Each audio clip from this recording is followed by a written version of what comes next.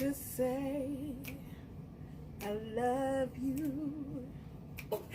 Hey friends, Shanice here. I'm in my sewing studio having all kinds of fun, and I want to show you the simple, easy project that I'm going to be teaching on Thursday, March 2nd, 6:30 p.m. here in Chi-Li. You ready to see it? It's the cutest. Girl, I'm telling you, you need this in your life. Isn't this adorable? This is adorable. This is something that you want to pull out in your kitchen when you have your friends and family over so you can look cute. This is going to be a one-of-a-kind, upcycled denim apron. Adorable. And it's so easy to make. It's what? How many pieces? 1, 2, 3. 3 pieces. Easy peasy, lemon squeezy. So, here's the deal. I'm going to show you how to make this. All you have to do is bring a pair of jeans and a half yard of some cute fabric.